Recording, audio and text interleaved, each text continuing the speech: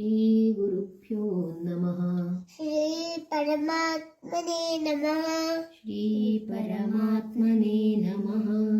ಹರಿ ಓಂ. ಹರಿ ಓಂ. ರಾಜವೇದ್ಯ ರಾಜಗುಹ್ಯ ರಾಜವಿದ್ಯಾ ರಾಜಗುಹ್ಯ ಯೋಗೋ ನಾಮ ಯೋಗೋ ನಾಮ ನವಮೋऽಧ್ಯಾಯ. ನವಮೋऽಧ್ಯಾಯಃ. ಶ್ರೀ ಭಗವಾನುವಾಚ. ಶ್ರೀ ಭಗವಾನುವಾಚ. ಇದಂ ತು ತೇ ಗುಹ್ಯತಮಂ ಇದಂ ತು ತೇ ಗುಹ್ಯತಮಂ ಪ್ರವಕ್ಷ್ಯಾಮ್ಯನಸೂಯವೆ. ಪ್ರವಕ್ಷ್ಯಾಮ್ಯನಸೂಯವೆ. ಜ್ಞಾನಂ ವಿಜ್ಞಾನಸಹಿತಂ ಜ್ಞಾನಂ ವಿಜ್ಞಾನಸಹಿತಂ ಯಜ್ಞಾತ್ವಾ ಮೋಕ್ಷಶೇಷುವಾತ್. ಯಜ್ಞಾತ್ವಾ ಮೋಕ್ಷಸೇ ಶುಭಾತ್. ರಾಜವಿದ್ಯಾ ರಾಜಗುಹ್ಯಂ ರಾಜವಿದ್ಯಾ ರಾಜಗುಹ್ಯಂ ಪವಿತ್ರಮಿದಮುತ್ತಮಂ ಪವಿತ್ರಮಿದಮುತ್ತಮಂ ಪ್ರತ್ಯಕ್ಷಾವಗಮಂ ಧರ್ಮ್ಯಂ ಪ್ರತ್ಯಕ್ಷಾವಗಮಂ ಧರ್ಮ್ಯಂ ಸುಸುಖಂ ಕರ್ತುಮವ್ಯಯಂ ಸುಸುಖಂ ಕರ್ತುಮವ್ಯಯಂ. ಅಶ್ರದ್ಧಾನ ಪುರುಷ ಅಶ್ರದ್ಧದಾನಃ ಪುರುಷ ಧರ್ಮಶಾಸ್ತ್ರ ಪರಂತಪ. ಧರ್ಮಸ್ಯಾಸ್ಯ ಪರಂ ತಪ. ಅಪ್ರಾಪ್ಯ ಮಾಂ ನಿವರ್ತಂತೆ ಅಪ್ರಾಪ್ಯ ಮಾಂ ನಿವರ್ತಂತೆ ಮೃತ್ಯು ಸಂಸಾರವರ್ತ್ಮನಿ. ಮೃತ್ಯು ಸಂಸಾರವರ್ತ್ಮನಿ. ಮಯಾ ತತಮಿದಂ ಸರ್ವಂ ಮಯಾ ತತಮಿದಂ ಸರ್ವಂ ಜಗದವ್ಯಕ್ತಮೂರ್ತಿನಾ ಜಗದವ್ಯಕ್ತಮೂರ್ತಿನಾ ಮತ್ತಶಾನಿ ಸರ್ವಭೂತಾನಿ ಮತ್ಸ್ಥಾನಿ ಸರ್ವಭೂತಾನಿ ನತಾಹಂ ತೇಷ್ವವಸ್ಥಿತಃ ನ ಚಾಹಂ ತೇಷ್ವವಸ್ಥಿತಃ ನ ತಮತ್ಸ್ಥಾನಿ ಭೂತಾನಿ ನ ಚ ಮತ್ಸ್ಥಾನಿ ಭೂತಾನಿ. ಪಶ್ಯ ಮೇ ಯೋಗಮೈಶ್ವರಂ ಪಶ್ಯ ಮೇ ಯೋಗಮೈಶ್ವರಂ. ಭೂತಬೃನ್ನತ ಭೂತಸ್ಥೋ ಭೂತಭೃನ್ನ ಚ ಭೂತಸ್ಥೋ ಮಮಾತ್ಮ ಭೂತ ಭಾವನಃ. ಮಮಾತ್ಮಾ ಭೂತಭಾವನಃ. ಯಥಾಕಾಶಸ್ಥಿತೋ ನಿತ್ಯಂ ಯಥಾಕಾಶಸ್ಥಿತೋ ನಿತ್ಯಂ ವಾಯುಸ್ತರ್ವತ್ರ ಗೋಮಾನ್ ವಾಯುಃ ಸರ್ವತ್ರ ಗೋ ಮಹಾನ್. ತಥಾ ಸರ್ವಾಣಿ ಭೂತಾನಿ ತಥಾ ಸರ್ವಾಣಿ ಭೂತಾನಿ ಮತ್ತಾನಿತ್ಯುಪಧಾರಯ. ಮತ್ಸ್ಥಾನೀತ್ಯುಪಧಾರಯ. ನ ತಮತ್ಸ್ಥಾನಿ ಭೂತಾನಿ ನ ಚ ಮತ್ಸ್ಥಾನಿ ಭೂತಾನಿ. ಪಶ್ಯ ಮೇ ಯೋಗಮೈಶ್ವರಂ ಪಶ್ಯ ಮೇ ಯೋಗಮೈಶ್ವರಂ. ಭೂತಬೃನ್ನತ ಭೂತಸ್ಥೋ ಭೂತಭೃನ್ನ ಚ ಭೂತಸ್ಥೋ ಮಮಾತ್ಮ ಭೂತ ಭಾವನಃ. ಮಮಾತ್ಮಾ ಭೂತಭಾವನಃ. ಯಥಾಕಾಶಸ್ಥಿತೋ ನಿತ್ಯಂ ಯಥಾಕಾಶಸ್ಥಿತೋ ನಿತ್ಯಂ ವಾಯುಸ್ತರ್ವತ್ರ ಗೋ ಮಹಾನ್. ವಾಯುಃ ಸರ್ವತ್ರ ಗೋ ಮಹಾನ್. ತಥಾ ಸರ್ವಾಣಿ ಭೂತಾನಿ ತಥಾ ಸರ್ವಾಣಿ ಭೂತಾನಿ ಮತ್ಸ್ಥಾನಿ ಮಸ್ತಾನಿತ್ಯುಪಧಾರಯ. जय मत्स्थानीत्युपधारय सर्वभूतानि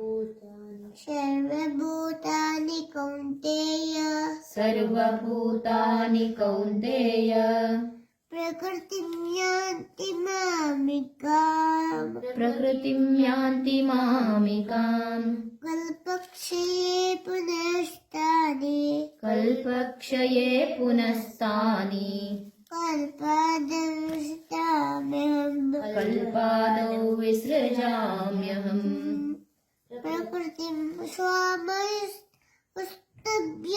प्रकृतिं स्वामवष्टभ्य विसृजामि पुनः पुनः विसृजामि पुनः पुनः भूतब्रह्ममिमं कृष्णम् भूतभ्रूतग्राममिमं कृत्स्नम् अवशं प्रकृष्टे वशात् अवशं प्रकृतेर्वशात् न तमां तानि कर्माणि न च मां तानि कर्माणि निवर्तन्ति धनञ्जय निबध्नन्ति धनञ्जय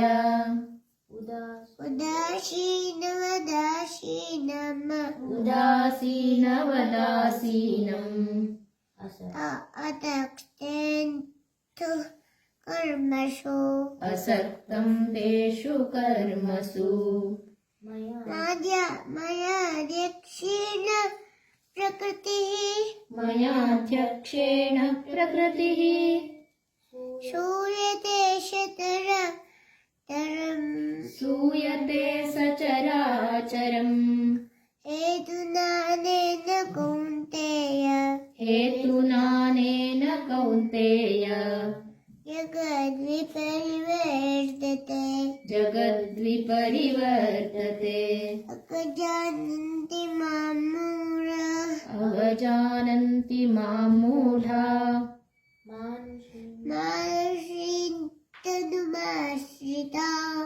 मानुषीं तनुमाश्रिताः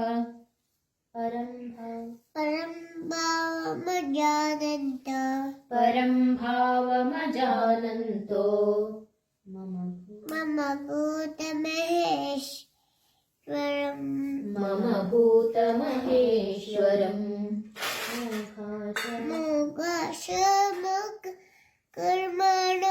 मोघाशामोघकर्माणो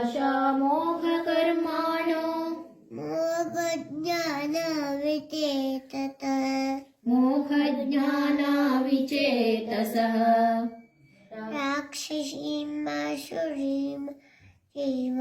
राक्षसीमासुरीं चैव प्रकृतिं मोहिनीं शिताः प्रकृतिं मोहिनीं श्रिताः महात्मानस्तु मां पार्थ महात्मानस्तु मां पार्थ दैवीं प्रकृतिमाश्रिताः दैवीं प्रकृतिमाश्रिताः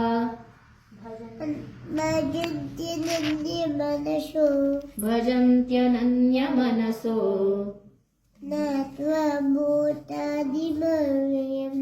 ज्ञात्वा भूतादिमव्ययम्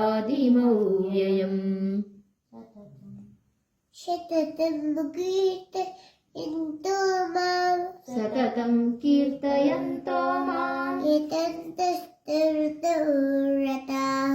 यतन्तश्च दृढौ रताः नमस्यन्त्यश्च मां भक्त्या नमस्यन्तश्च मां भक्त्या नित्ययुक्ता उपासते नित्ययुक्ता उपासते ज्ञानयज्ञेन चाप्यन्ये ज्ञानयज्ञेन चाप्यन्ये यजन्तो मामुपासते यजन्तो मामुपासते एकत्वेन पृथक्त्वेन एकत्वेन पृथक्त्वेन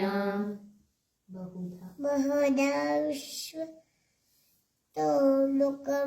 बहुधा विश्वतोमुखम् अहं क्रतुरहं अहं क्रतुरहं यज्ञः स्वधाहमहमौषधम् मन्त्रोऽहमहमेवाज्यम् अहमग्निरहं हुतम् पिताहमस्य जगतो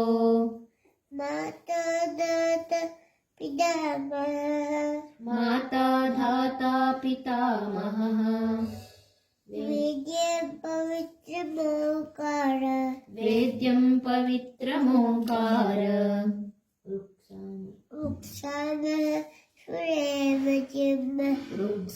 ऋक्सामयजुरेव च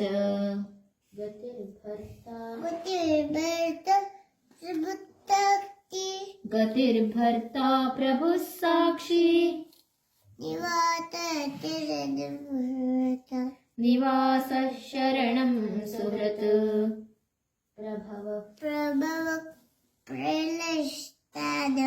प्रभवः प्रलयस्थानम्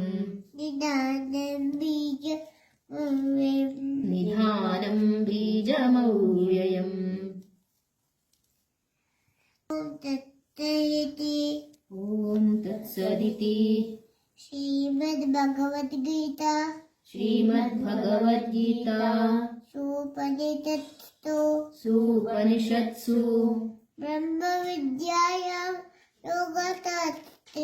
ब्रह्मविद्यायां योगशास्त्रे श्रीकृष्णार्जुनसंवादे राजविद्या राजगुह्ययोगो नाम